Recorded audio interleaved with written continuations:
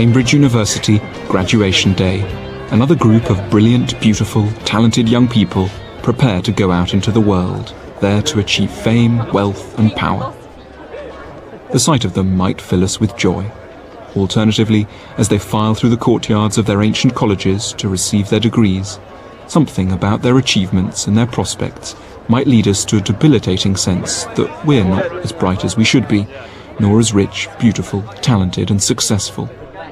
Their behaviour on their special day might, quite unintentionally, serve to depress us. If we're struck by such feelings of inadequacy, there is one philosopher to whom we should turn. His name is Michel de Montaigne. Michel de Montaigne was really the most unusual and lovable of philosophers, and I think for one reason in particular. He seems to understand what makes us feel bad about ourselves, and in his book tries to make us feel better. I think he covers about three main areas of what one could call inadequacy. Firstly, a kind of bodily inadequacy, the sense that we aren't comfortable with our bodies, that we feel awkward about them. Secondly, the inadequacy that we might feel when we feel that others are judging us, that our customs and habits are being disapproved of. And thirdly, intellectual inadequacy, the feeling that we're just not as clever as we should be. And for all these three areas, Montaigne came up with highly practical, simple, and I think very helpful solutions. At the summit of a wooded hill in the heart of rural France, some 30 miles east of Bordeaux, stands a handsome castle with views onto oak forests and hayfields. In the 16th century, it was Michel de Montaigne's home.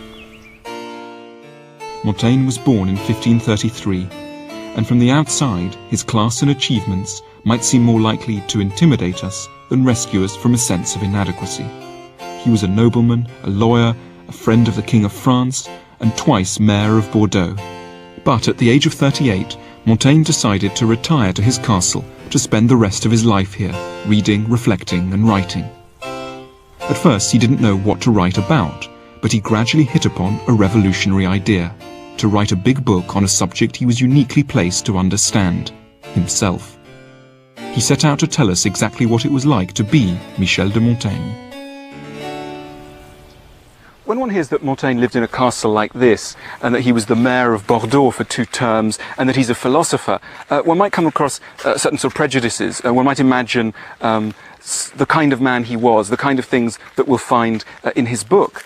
But I think what's remarkable, and for me deeply moving and charming about his work, his most famous work, the Essays, is that actually its contents are nothing like the typical philosophy book. That Montaigne wanted in this book to, as it were, redraw the whole portrait that we have of what human beings are. Most books didn't seem to Montaigne to really reflect human experience. They edited out all sorts of aspects. What Montaigne wanted to do was to bring these aspects back in, which is why he spends an awful lot of time in his work talking about the kinds of things that most philosophy books leave out. For instance, the penis. He tells us that he wants to talk a lot about his penis. He says, "Every one of my members, each as much as another, makes me myself, and none makes me more properly a man than that one. I owe to the public my portrait complete." And it was Montaigne's goal in his essays to insert into our normal conception of what a human being is all these aspects that are actually a part of our reality, but never get mentioned in philosophy books. Montaigne thought we were surrounded by the wrong role models. They don't give space to what most of us are actually like, and this can lead us to self-hatred when we fail to make the grade. Which is why Montaigne spent much time in his book telling us ordinary, everyday things about himself, to encourage us to accept the ordinary in ourselves.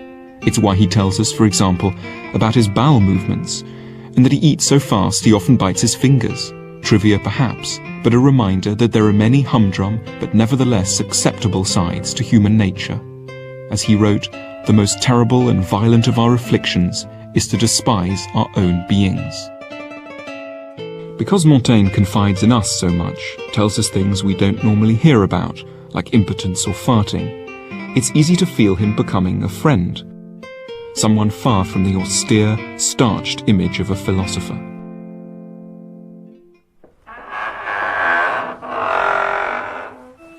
And as one might visit a friend, I was drawn to visit his chateau, further to foster the sense of almost personal relationship I'd formed with him.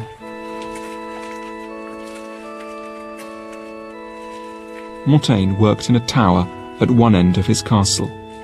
On the ground floor was a chapel. He had the acoustics organised so that he could hear Mass being sung as he lay in bed upstairs. It's moving to come here and to see how unchanged it all is. Here is the very tower which Montaigne was describing in his book hundreds of years ago. It reinforces the sense of personal identification that readers of his essays tend to have. Montaigne loved the sensation of falling asleep, so much so that he'd have the bells of his castle rung in the middle of the night to wake him, so as to have the pleasure of drifting back to sleep.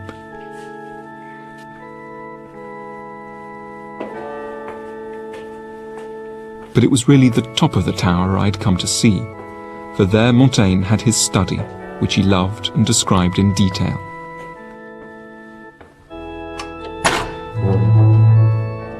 It's the perfect place for a bookish man. There used to be a collection of 1,000 books, arranged in a semicircle around the walls. There was room to pace. The best thoughts came to him that way, he said, and views onto the gardens. But though this might look like a perfect haven for a remote intellectual, Montaigne remained extraordinarily down to earth. Much of what he tells us has an almost homespun quality to it. So if we believe it, it's because we trust Montaigne as a friend, a man with the courage to speak the great truths with simplicity and with honesty. Montaigne was a highly unusual philosopher, and in one respect particularly. Most philosophers up until Montaigne had pointed out that having a mind can lead us to happiness, that it's reason which gives us the best chance of fulfillment. Montaigne turned that equation on its head and built a philosophy out of pointing out the extent to which we have problems precisely because we have reason, because we have minds. And the first problem with having a mind, Montaigne thought, is that it makes for awkward relations with our bodies. Unlike other animals, we're often disgusted by our physical selves. We think we're too fat or gross or uncouth. We develop eating disorders, sexual hang-ups and embarrassments.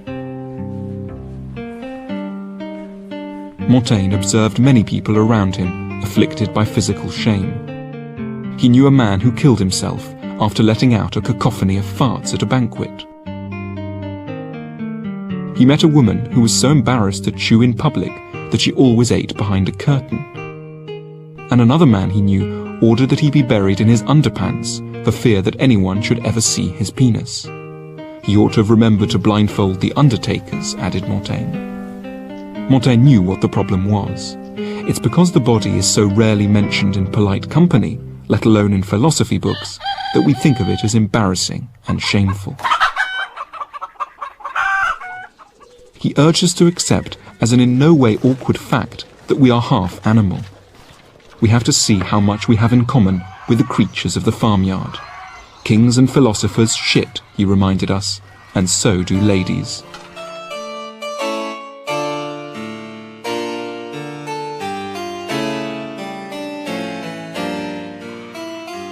Montaigne's chateau was of course a working farm, so he had plenty of opportunity to look at animals.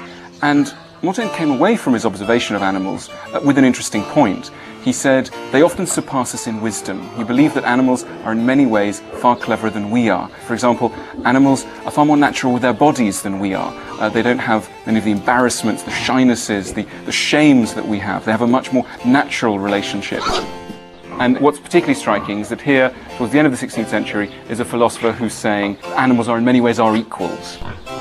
And this is an extremely striking thing to say, and I think a very touching thing to say. Montaigne was very endeared by them, placed them at the centre of his philosophy, saw them as exemplars of a kind of wisdom which he believed we should imitate. Montaigne wasn't reminding us of our place in the farmyard to degrade us, rather to help us to grow more acceptable to ourselves. We should accept our bodies with good grace and a touch of humour, as naturally as animals do. It's a simple thought, but there's no reason why things should be complicated in order to be true. And it's only the first of many blunt but helpful truths this most down-to-earth of philosophers has to teach us. Having a big brain isn't just a problem, Montaigne thought, because it leads us to feel ashamed of our bodies. It's also a very big problem because it leads us to feel arrogant, to think that we know what's right, and to impose that vision on other people. Every society has its ideas about what is normal, what it's normal to eat or wear or say. And if you stray from these in some way, you're quickly liable to come up against all sorts of narrow-mindedness and prejudice, to be accused of being weird and made fun of, or worse. Imagine, for example, that your favourite foods don't tend to crop up on the typical British menu. Hello, can I just sit down for a second? Yes. What do you think of eating something a bit sort of different? Like we've got some food from around the world here. That's a wonderful goat's head. They tend to eat that in the Caribbean, and that's some pig snout, which is very beautiful. That's from South America, and here we've got some chicken feet that are from China. No, thank you. Really. Do you think that's something that you might like to have? I'm vegetarian, so You're vegetarian, right? But we've got some things here that don't often appear on the menu. Of course, we all divide the world up into the normal and the abnormal. It doesn't look appealing. I'm much too conservative. It's not normally on the menu. Eat it like that. Yeah, It doesn't much matter when just pub food is at stake. I mean, that's what you'd have, for Sunday lunch or.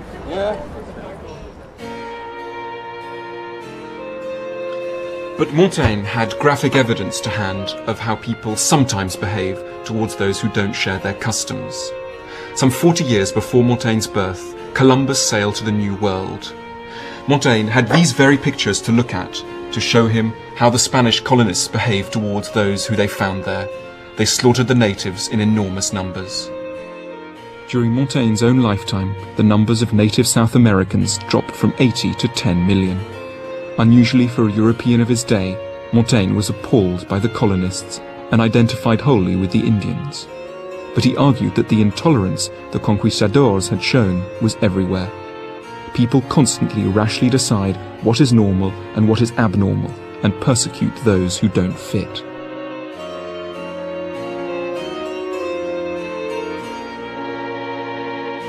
The prejudice the Indians had encountered, we are all liable to face, in far less catastrophic ways, the day we stray from the customs of our own countries. So, what should we do if we encounter the prejudices of others? In a word, go travelling, either in reality or in our minds. We should go out and greet the diversity of the world. Hello. And that way we'll see that what one society judges to be weird, another society might more fairly judge to be normal. ¿Qué tal? Every country has its prejudices, but travel between countries loosens the grip of any one prejudice. It's not just that travel broadens your mind. Hola. Rather, it enables you to see more clearly how narrow your oppressors' minds are. Selamat datang. Montaigne was no bland multiculturalist. Konnichiwa. He wasn't saying that all cultures are as good as one another. Merhaba. He was just attacking the way that people decide what is good and bad, on the basis of habit rather than reason. Hello. Hello. With a more global perspective on our behaviour, we will grow more accepting, not only of others, but also of aspects of ourselves. We will gain less constraining identities as citizens of the world. Straight to the camera, nice big smiles. 3, 2, 1. It isn't simply others being judgmental which makes us feel inadequate. Another area in which many of us feel we're not up to scratch is the intellectual one, the painful sense that we simply aren't as clever as we should be. This is Gonville Keyes College, part of Cambridge University. This is a photo of me graduating a few years ago. I had a lot more hair then than I do now. These are supposedly some of the cleverest people in the whole country. I say supposedly because once you start looking at a phenomenon like Cambridge University through Montaigne's eyes, you quickly begin to see things in a rather different way. In Montaigne's day, you needed certain things to be deemed clever. First and foremost, a university degree. For the honour of the college. But however much our society, and Montaigne's own, associates intelligence with academic qualifications, Montaigne had some blunt words on the matter. To him it seemed that most university graduates were, despite the gowns and fancy certificates, in his words, just blockheads. That's fine for one. He wasn't being puerile, just insisting that the outward symbols of intelligence are often different from the reality. The kind of intelligence that Montaigne was really keen on, he called wisdom. And importantly, he said that one could be wise without ever having gone to a university like this. All that you need in order to be wise, he thought, is a certain humility, modesty, and an acceptance of your intellectual limitations. Wise people don't always need to know everything. They can also accept that many events are out of their control. They accept the limitations as much of their minds as of their bodies. Montaigne knew many people around his chateau who were simple ploughmen with no formal education whatsoever, and long acquaintance with them persuaded him that these people were often far wiser than university graduates. Montaigne certainly didn't think that all learning was useless. He was simply observing that many people who go to university aren't any happier or wiser than those who don't. And from my own experience, I think he may have a point. What Montaigne was essentially telling us is that you come to a place like this, you will get very good at remembering lots of facts, you will pick up a lot of information, but you won't necessarily be able to apply it to your life. And I certainly missed out on many lessons of life here. If I was designing my ideal curriculum, I think I would take a leaf from Montaigne's book and say that actually many of the most important topics aren't covered here and should be. I'm thinking of topics like how to live well and happily with other people, how to confront one's anxieties, how to deal with death, even banal questions or potentially banal questions like how to end a relationship. These are not the kinds of questions that we're encouraged to ask here, and in a way perhaps we should be. Coming back has also given me a chance to put some of Montaigne's points to a rather forbidding figure from my past, the master of my old college, Mr. McKendrick. Montaigne has this quote in which he says he's looking out of the window of his chateau and he says many of the people that I see ploughing the soil around my chateau are in fact better, he says better, happier and wiser than people who I've known in the universities of Paris. What do you make of that? Well, I know there's a romantic myth of peasant job satisfaction, roses round the door, and I think that myth is one of the plagues of our society, that we're all happier when we are poorer and dying at 27 and owning nothing and labouring in a ditch throughout February and so on. I don't buy that. But how about another aspect of the myth, which is that we might be happier if we had studied less? You're trying to tell me that I'd be happy if I did less of what I do. That's what I do, so I'm extremely sceptical, not to say mocking, of that particular view.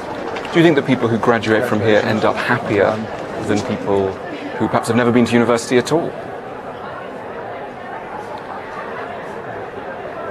It's difficult to answer that with any certainty, but I like to think they do. I like to think that they do look back fondly on their years, and I think the great majority look back nostalgically and appreciatively. Montaigne of course recognised that some people are cleverer than others. It's just the way that our society identifies them which is wrong. In particular, there's something wrong with the exam system. It rewards the wrong things, learning rather than wisdom. The paper this morning is an examination in wisdom. So what would an examination that Montaigne could approve of be like? How could one test for wisdom rather than its pale shadow, learning? I had a go at designing such a paper, and Mr. McKendrick let me set it to some of his students. Students must answer 5 of the following questions. Factual accuracy, while desirable, will not overly impress the examiners. You may now start writing. I asked questions like, what should one do when anxious? What is a good parent? How can one tell if one is in love or infatuated? And should one worry what other people think? Most students today are not asked to sit examinations in wisdom, but perhaps they should be. The education system today, rather like the one in 16th century France in Montaigne's time, makes some people feel very stupid when they aren't, while making other people feel very clever when perhaps they aren't either. Montaigne didn't want to do away with the distinction between intelligence and stupidity. He simply wanted to adjust the way that we made that distinction. It's quite possible to be able to write a very brilliant essay, to remember lots of facts, to present an argument cogently, and not be wise, while at the same time one might lack all of these intellectual disciplines and yet be very wise. A cheering idea we take away from Montaigne is that academic qualifications are not the sole or even the chief determinants of intelligence. There are ways of being clever that top universities don't recognize, and ways of being stupid. And if that doesn't help us over feelings of intellectual inadequacy provoked by people with impressive degrees, Montaigne had one final tip. We should take a moment to imagine them sitting on the toilet. As he noted, even on the highest throne, we are seated still upon our arses. If we take away one lesson from Montaigne, it's about the dangers of being intellectually arrogant. And Montaigne, when he was writing in his study, had one way of trying to keep his own feet on the ground. He had a set of 57 short inscriptions, culled from the classics and the Bible, painted up on the ceiling, so that when he was writing, he could look up and be reminded of some essential truths. Here we have a quote. It says, "Have you ever seen a man who thinks he is wise? You have more to hope for from a madman than from him." And over here there's another quote I very much like. It says, "Do not be wiser than necessary, but be wise in moderation." Everything is too complicated for men to be able to understand. The happiest life is to be without thought. I am a man, nothing human is foreign to me. The man who thinks he knows does not yet know what knowing is. Why torment yourself with worries that are outside your control? There is nothing certain but uncertainty, nothing more miserable and more proud than man. Montaigne was inviting us not to be humiliated by aspects of ourselves, our bodies, our idiosyncrasies, our lack of formal education. We can fart at dinner, eat pig snouts, and never have read a book, and still be quite fully human. What makes Montaigne different is that his message stems from a man we can trust as a friend and admire as a role model, one of the first and only philosophers with a reassuringly down-to-earth idea of what it is to be a good human being.